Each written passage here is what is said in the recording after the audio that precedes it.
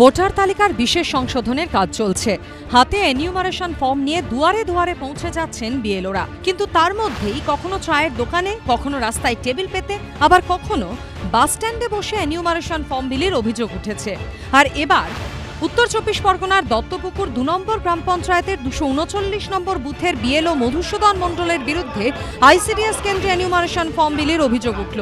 স্থানীয় বাসিন্দাদের অভিযোগ, বাড়ি বাড়ি না গিয়ে এভাবেই চলছে ফর্ম বিলি। শুক্রবার এরই প্রতিবাদে বিক্ষোভ দেখাতে থাকেন ওই এলাকার বাসিন্দাদের একাংশ। বাড়ি বাড়ি যাচ্ছেন না কেন? আপনি এখানে বসে দায়িত্ব নিউন না।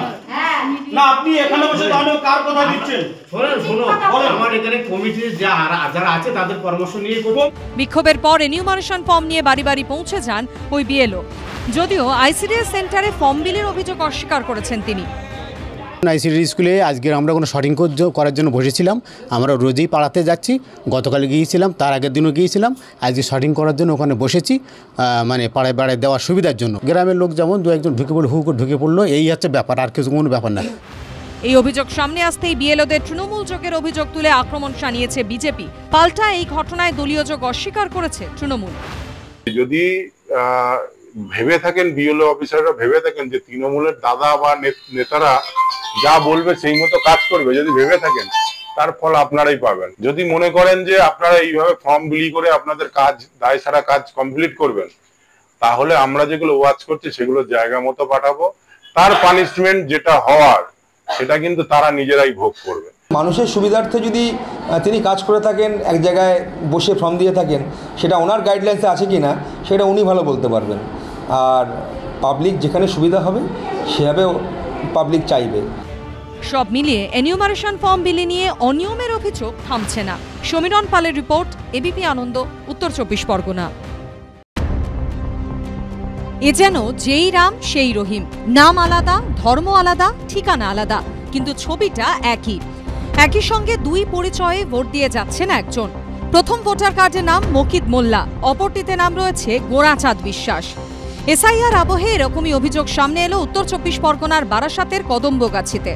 আমি এরকম শুনেছি যে ওখানে একটা ভোটার আছে, প্লাস এখানে তো ভোট দেয়। নাম পরিবর্তন করার কারণ কি এটা বলতে পারবো না আমি। উনি দু নামে ভোট দেন, এখানে ভোটের সময় ভোট দিতে আসেন। হ্যাঁ, ইনি হলেন মকিদ মোল্লা, উত্তর ২৪ পরগনার বারাসাতের কদম্বগাছি গ্রাম পঞ্চায়েতের ২৮ নম্বর বুথের ভোটার। এই হলো ভোটার লিস্টে তার নাম ও ছবি। অথচ অভিযোগ, এই একই ব্যক্তির নাম রয়েছে দমদম বিধানসভা কেন্দ্রের ১১৪ নম্বর বুথেও। এই হলো দমদমের ১১৪ নম্বর বুথের ভোটার তালিকার ছবি। বারাসাত থেকে দমদম ১১.৫ কিলোমিটার দূরত্বে, ছবি এক থাকলেও বদলে গিয়েছে নাম, ধর্ম। মকিদ মোল্লা নাম বদলে হয়ে গেছে গোড়াচাঁদ বিশ্বাস।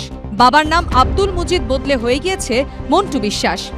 তাৎপর্যপূর্ণ বিষয় হলো, ভোটের সময় দীর্ঘদিন ধরে দুটি পরিচয়ে ভোট দিয়ে আসছেন মকিদ মোল্লা ওরফে গোড়াচাঁদ বিশ্বাস, এমনই দাবি করেছে তার পরিবার।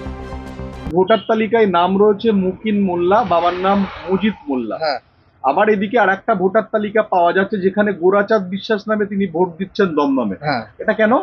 সেটা ওখানে থাকে, ওখানেই পরিচিত, মানে ওখানকার বাসিন্দা হয়ে গেছে, নাম পরিবর্তন করেছে, বাবার নাম পরিবর্তন করেছে।